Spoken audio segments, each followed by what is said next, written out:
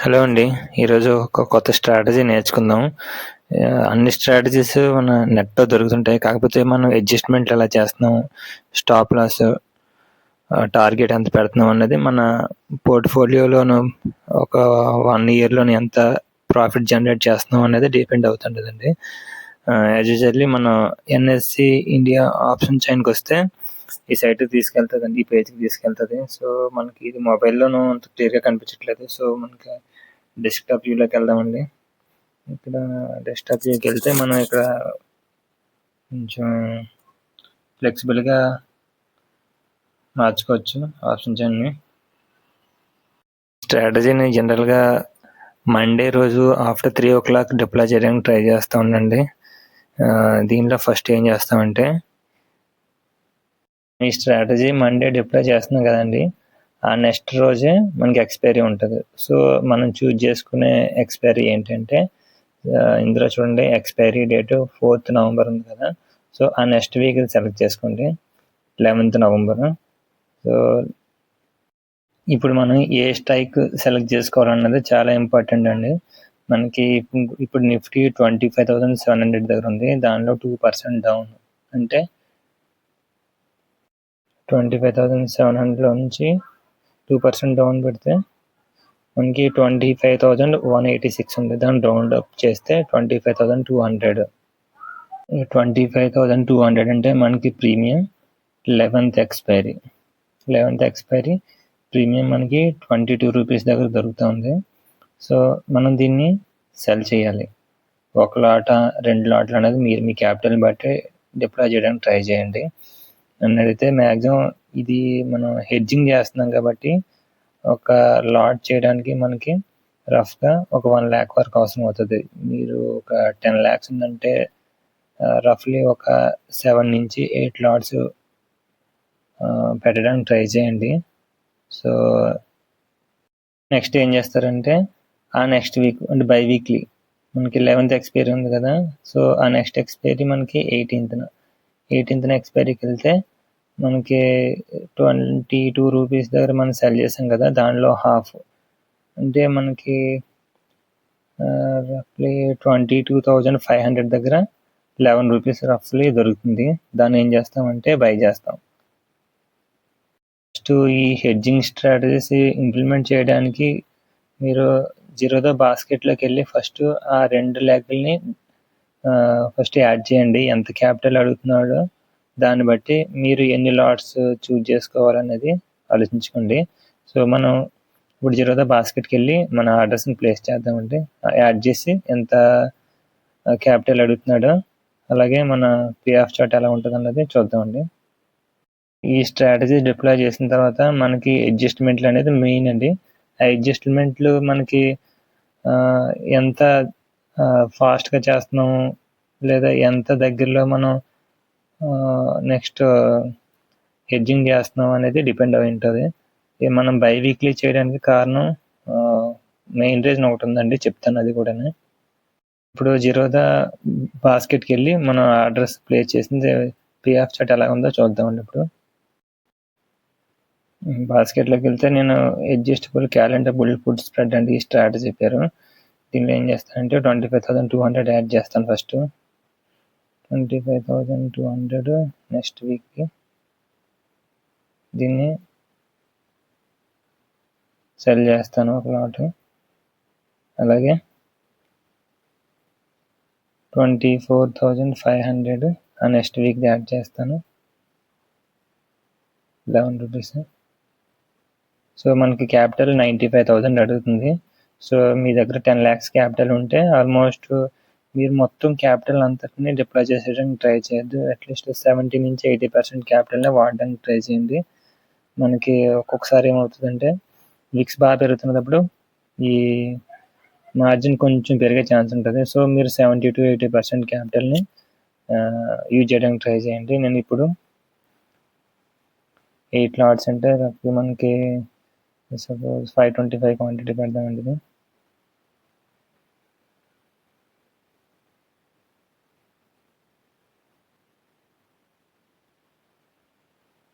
ఇక్కడ 7 లాట్స్ పెట్టడం జరిగింది. సో, దీన్ని ఒకసారి పే ఆఫ్ చార్ట్ చూద్దామండి. పే ఆఫ్ చార్ట్కి వెళ్తే సమ్మరీలోకి వెళ్తే మనకి మ్యాక్సిమం ప్రాఫిట్ 11,568 అండి. సో ఇది చూద్దామండి వీక్ ఎక్స్పైరీకి. మనం డిఫరెంట్ ఎక్స్పైరీలు తీసుకున్నాం కాబట్టి సో మనకి పే ఆఫ్ చార్ట్ అంత కరెక్ట్గా చూపించకపోవచ్చు.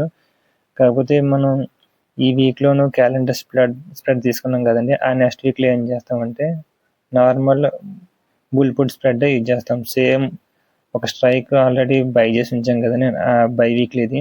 సో ఆ బై వీక్లీది అలాగే ఉంచేస్తాము. ఈ వీక్ సెల్ చేసాం కదండి, ఆ సెల్ పొజిషన్ మాత్రమే స్క్వేర్ అప్ చేస్తాము. సో దీనివల్ల మనకి బై చేసిన దాంట్లోనూ ట్రాన్సాక్షన్ ఛార్జెస్ని మనం అవాయిడ్ చేయొచ్చు. అదేవిధంగా ఈ వీక్లో ఒకటి స్క్వేర్ అప్ చేస్తాం కదండి, ఆ స్క్వేర్ అప్ చేసేది కూడా మండే 3 o'clock లోపల స్క్వేర్ అప్ చేసేయండి. ఎందుకంటే ఆ టైంకి ప్రీమియం ఆల్మోస్ట్ డౌన్ అయిపోతుంది. సో అదే రోజు 3 o'clock దాటిన తర్వాత ఆ నెక్స్ట్ వీక్ది అంటే మనం 11th రోజుది ఎక్స్పైరీ ఉంది కదండి, దాన్ని 10th ఎక్స్పైర్ అప్ చేస్తాము. సో అదే రోజు మనం ఆ నెక్స్ట్ వీక్ అంటే 19th ఎక్స్పైర్ అయ్యేది ఉంటుంది కదండి, 19th ఎక్స్పైర్ అయ్యేదానికి సేమ్ మళ్ళీ సెల్ పొజిషను మనకి ప్రీమియం ఒక అంటే 18th ఎక్స్పైర్ అవుతుంది కదండి, దాన్ని తీసుకొని మనం మరలా 2% డౌన్ అంటే మనకి 22,700ది మళ్ళీ 22,200 దగ్గర మనకి 48 రూపీస్లో దొరుకుతుంది. సో దీన్ని మళ్ళీ సెల్ చేస్తాం. ఎన్ని లాట్స్ బై చేస్తామో అన్ని లాట్స్ సెల్ చేయడానికి ట్రై చేయండి. మనకు జనరల్గానైతే సెల్ చేయడానికి ఎక్కువ క్యాపిటల్ అడుగుతూ ఉంటాడు. సో ఫస్ట్ ఏం చేస్తారంటే బై చేసి ఆల్రెడీ మనం 7 క్వాంటిటీ తీసుకున్నాం కదండి, 7 లాట్స్. సో ఇక్కడ మనం 25,200 సేమ్ 7 లాట్స్ని సెల్ చేయడానికి మనకి రఫ్గా మనకి ఇందాక 7 lakhs వరకు అడిగారు కదా, ఇప్పుడు కూడా 7 lakhs అడుగుతారు. సో ఫస్ట్ ఏదైనా పొజిషన్ని మీరు ఎక్కువ లాట్స్ తీసుకోవడానికి ట్రై చేస్తూ ఉంటే ఫస్ట్ బై చేయండి, తర్వాత సెల్ చేస్తే మీకు మార్జిన్ తక్కువ అడుగుతూ ఉంటారు. మనం ఈ క్యాలెండర్ స్ప్రెడ్ని ఎలా ఇంప్లిమెంట్ చేయాలనేది చూసామండి. ఇప్పుడు ఏం చేస్తామంటే మనకి అడ్జస్ట్మెంట్, ఒకవేళ మార్కెట్ వైలెంట్గా మనం అనుకున్న డైరెక్షన్లో కాకుండా ఆపోజిట్ డైరెక్షన్లో వెళ్ళింది అనుకోండి, మనం bull put spread strategy implement చేసాం కదా అది క్యాలెండర్లోను. సో మార్కెట్ ఇప్పుడు అప్ సైడ్ వెళ్తే మనకి ఏం ప్రాబ్లం లేదండి, ఎందుకంటే మనకి సెల్ చేసిన పుట్ ఉంది కదండి, దాంట్లో ప్రాఫిట్ వస్తుంది. మనం బై వీక్లీది బై చేసాం కదా, దానిలోనూ టైం డికే చాలా తక్కువ ఉంటుంది, ఎందుకంటే మనం 14 daysది ఎక్స్పైర్ అయ్యే ఒక పుట్ని బై చేసాం కాబట్టి. సో దానిలో డికే చాలా తక్కువ ఉంటుంది. మనం నెక్స్ట్ వీక్ది అంటే 11th ఎక్స్పైర్ అయ్యే ఒక సెల్ పొజిషన్ని బై చేసాం, పుట్ని సెల్ చేసాం కదా, దానిలో డికే ఎక్కువ ఉంటుంది కాబట్టి సో మన ప్రీమియం బాగా డికే అయిపోయి మనం అనుకున్న టార్గెట్ని ముందే స్క్వేర్ అప్ చేసేయచ్చు. సపోజ్ మనం ఒక 15,000 కలెక్ట్ చేస్తున్నాం అనుకోండి, ఆ స్ట్రాటజీలోను మీరు ఒక 30 to 40% ప్రాఫిట్ చూపించగానే, అంటే 15,000లో 40% అంటే 6,000 చూపించగానే మీరు ఎగ్జిట్ అయిపోయి ఆ నెక్స్ట్ వీక్కి అంటే 18th ఎక్స్పైర్ అవుతుంది కదండి, ఆ ఎక్స్పైర్ అయిపోయే దానికి మనకి సెల్ పొజిషన్ వెంటనే తీసుకోవడానికి ట్రై చేయండి. దీనివల్ల మనకి ప్రీమియం ఎక్కువ కలెక్ట్ అవుతుంది. సో మనం అనుకున్న స్ట్రాటజీని త్వరగా క్లోజ్ చేయడానికి ఛాన్స్ ఉంటుంది. సో ఇప్పుడు మనకి మార్కెట్ అప్ సైడ్ డైరెక్షన్లో వెళ్తుంటే మనం స్ట్రాటజీని త్వరగా క్లోజ్ చేయొచ్చు అని చెప్పి తెలిసింది. సో ఇప్పుడు మన రివర్స్లో మార్కెట్ మనం అనుకున్న డైరెక్షన్లో కాకుండా మనం ఏ ఉద్దేశంతో స్ట్రాటజీ డిప్లాయ్ చేసామంటే మార్కెట్ అప్ సైడ్ వెళ్తుంది అని చెప్పి దాన్ని బుల్ పుట్ స్ప్రెడ్ అన్నాం కదండి. బుల్ అంటే మార్కెట్ అప్ సైడ్, దాన్ని పుట్స్ తోటి మనం హ్యాండిల్ చేస్తున్నాం కాబట్టి బుల్ పుట్ స్ప్రెడ్ అంటాం. అది క్యాలెండర్ మనం డిఫరెంట్ ఎక్స్పైరీలు తీసుకున్నాం కాబట్టి so calendar bull put spread అని అంటున్నాం. సో ఇప్పుడు మనకి అడ్జస్ట్మెంట్ పార్ట్లోకి వస్తే, ఒకవేళ మార్కెట్ డౌన్ సైడ్ వస్తుంది అనుకోండి, అంటే మార్కెట్ డౌన్ సైడ్ వస్తుంటే మనం పుట్ని సెల్ చేసాం కదా 25,200 దగ్గర, సో దానిలో లాస్ కనిపిస్తూ ఉంటుంది. మనం అదేవిధంగా 24,500 దగ్గర ఒక పుట్ని బై చేసాం కదా బై వీక్లీది, సో దానిలో మనకి ప్రాఫిట్ కనిపిస్తూ ఉంటుంది.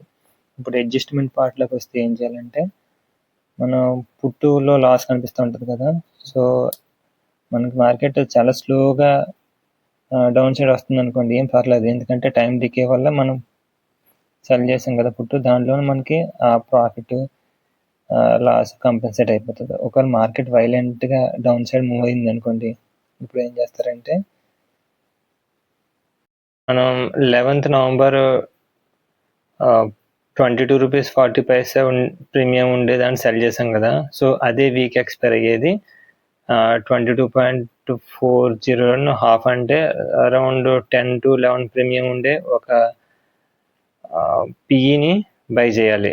బై చేయడం అంటే నేక్డ్గా బై చేసేవద్దు, దాని స్టాప్ లాస్ లిమిట్ ఆర్డర్ పెట్టి దాని ప్రైస్ 22 రూపీస్ దగ్గరకు వచ్చేటప్పుడే ఎగ్జిక్యూట్ అయ్యేటట్టు స్టాప్ లాస్ లిమిట్ ఆర్డర్ పెట్టండి. కాకపోతే మీరు తీసుకున్న ప్రీమియం 11 రూపీస్దే. మార్కెట్ వైలెంట్గా మూవ్ అవుతే అది సో అది ఎప్పుడైతే 22 రూపీస్ 40 అని ట్రిగర్ అయిందో, సో అదే టైంలోనూ మీ ఆర్డర్ కూడా బై అవుతుంది. కాకపోతే మనకి మార్కెట్ ఇంకా వైలెంట్గా మూవ్ అవుతుంది కదా, సో 22 రూపీస్ అలా డబుల్ అంటే 44 రూపీస్ ఎప్పుడు వస్తే అప్పుడు ఎగ్జిట్ అయ్యేటట్టు ఒక stop loss limit order, target order పెట్టండి. అది స్టాప్ లాస్ లిమిట్ ఆర్డర్ ఎలా పెడదాం అన్నది ఒకసారి ఇప్పుడు చెప్తానండి. మళ్ళీ ఒకసారి ఆప్షన్ చైన్లోకి వస్తే 11th నవంబర్లోనూ మనం సెల్ చేసింది 25,200 దగ్గర ఒక 22 రూపీస్ ఉండే ప్రీమియం సెల్ చేసాం కదా. సో దీనికి ఎగెనిస్ట్గా అదే వీక్ ఎక్స్పైరీలోను హాఫ్ అంటే అరౌండ్ 10 రూపీస్ మనకి అది 24,950 దగ్గర దొరుకుతుంది. సో 10 రూపీస్ది. దీన్ని స్టాప్ లాస్ లిమిట్ ఆర్డర్ ఎలా పెడదాం అనేది చూద్దాం. ఇప్పుడు 24,950 ప్రీమియం ఉండేది, అదే వీక్ ఎక్స్పైరీది 11 రూపీస్ 30 కనిపిస్తుంది కదా. సో దీన్ని సేమ్ క్వాంటిటీ 250 క్వాంటిటీని 750 క్వాంటిటీని మనం స్టాప్ లాస్ లిమిట్ ఆర్డర్లో బై చేయడం జరుగుతుంది. సో ఇది ఎప్పుడు 22 రూపీస్ 50 వస్తే ఎగ్జిక్యూట్ అవ్వమని చెప్పి మనం ఆర్డర్ పెడదాం. సో ఇలాగా 11 రూపీస్ ఉన్న ప్రీమియం సడన్గా డౌన్ సైడ్ మూమెంట్ వస్తే ఎప్పుడైతే 22 రూపీస్ 40 ఆ రేంజ్కి వచ్చిందంటే ఈ ప్రీమియం, అప్పుడు ఆర్డర్ ప్లేస్ అవుతుంది ఎక్స్చేంజ్లోను.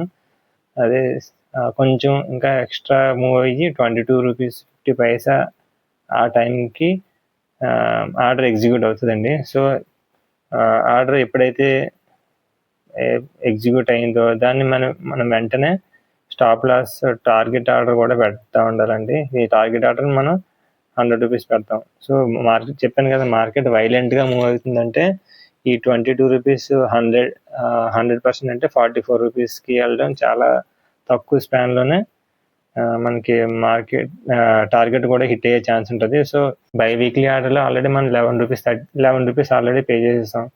సో ఇప్పుడు మనం ఇక్కడ స్టాప్ లాస్ లిమిట్ ఆర్డర్ పెట్టడం వల్ల 22 రూపీస్ మనం అగైనెస్ట్ మళ్ళీ పే చేస్తున్నాము. సో మనకి ఈ మార్కెట్ వైలెంట్గా మూవ్ అయితే మన జీరో లాస్ తోటి ఎగ్జిట్ అయ్యి మన ఈ అడ్జస్ట్మెంట్ని, ఒకవేళ మార్కెట్ ఇంకా వైలెంట్గా మూవ్ అయితే 22 రూపీస్ అలా 44 అవుతుంది కదండి. సో మళ్ళీ అగైన్ మనం 22 రూపీస్ ప్రీమియం తోటి మళ్ళీ ప్రాఫిట్లో ఎగ్జిట్ అయ్యే ఛాన్స్ ఉంటుంది.